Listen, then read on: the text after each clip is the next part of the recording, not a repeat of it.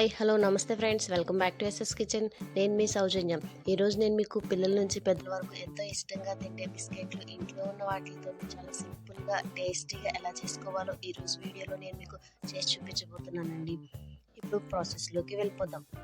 ఇప్పుడు మిక్సర్ జార్లోకి 3 యాలకులు, పావు కప్పు షుగర్ వేసుకుని పౌడర్లా చేసుకోండి. ఇక్కడ మీరు కావాలంటే పటికే బెల్లానైనా వాడుకోవచ్చు.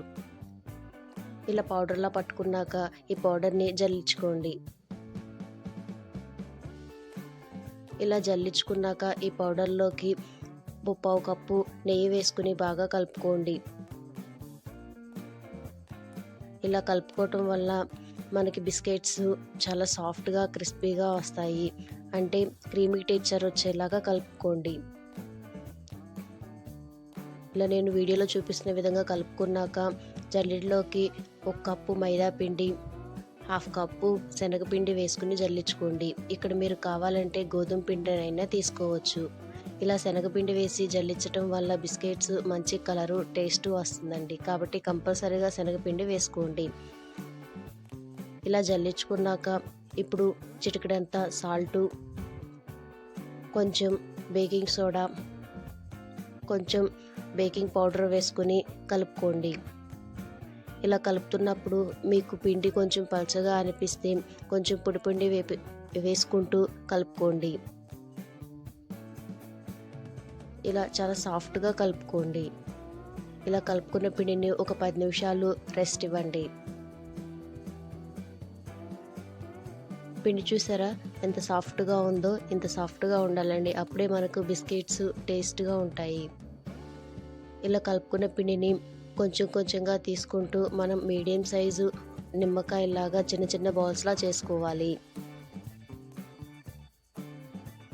ఇలానే మొత్తం పిండిని బాల్స్లా చేసుకుని పక్కన పెట్టుకోండి. ఇప్పుడు ఒక ప్లేట్లోకి నెయ్యి రాసుకోండి. ఇలా నెయ్యి రాయటం వల్ల బిస్కెట్స్ ప్లేట్కి అతుక్కోకుండా ఉంటాయి.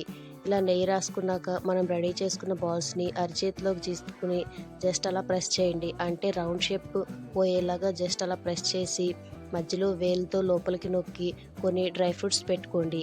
మీకు ఏ డ్రై ఫ్రూట్స్ నచ్చితే ఆ డ్రై ఫ్రూట్స్ పెట్టుకోండి. ఒకవేళ మీ ఇంట్లో డ్రై ఫ్రూట్స్ లేకపోతే అలాగైనా పెట్టేసుకోవచ్చు. ఇక్కడ నేను బాదం, జీడిపప్పు, సన్ఫ్లవర్ సీడ్స్ పెడుతున్నానండి. ఇలానే అన్ని బిస్కెట్స్ని ప్రిపేర్ చేసుకోండి.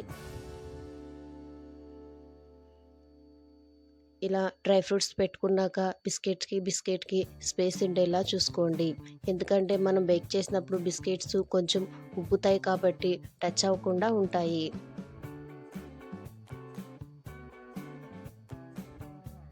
ఇలానే బిస్కెట్స్ అన్నిటినీ ప్రిపేర్ చేసుకొని పక్కన పెట్టుకోండి.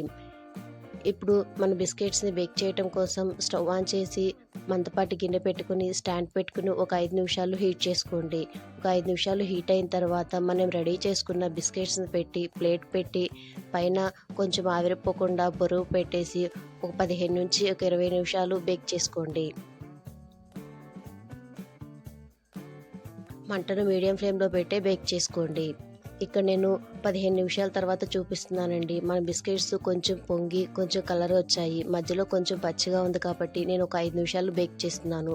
మొత్తం 20 నిమిషాల తర్వాత బేక్ చేసినాక ఒక 10 నిమిషాలు రెస్ట్ ఇవ్వండి. ఇలా చల్లారిన బిస్కెట్స్ని సర్వ్ చేసుకుంటే ఎంతో టేస్టీగా ఉండి నోట్లో వేసుకుంటే వెన్నలా కరిగిపోయి మన బిస్కెట్స్ రెడీ. చూసారా ఎంత మంచి కలర్ వచ్చి ఎంత టేస్టీగా ఉన్నాయో? ఇంతేనండి, చాలా సింపుల్గా చేసేసుకోవచ్చు. ఈ రెసిపీ కనుక మీకు నచ్చినట్టయితే మీకు ఎలా అనిపించిందో కింద కామెంట్ బాక్స్లోకి కామెంట్ చేయండి. ఈ వీడియో కనుక మీకు నచ్చినట్టయితే లైక్ చేయండి, షేర్ చేయండి, సబ్స్క్రైబ్ చేయడం మాత్రం మర్చిపోకండి.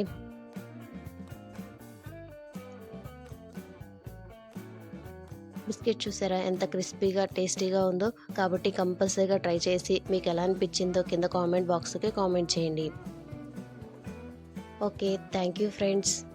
Bye. Thank you for watching.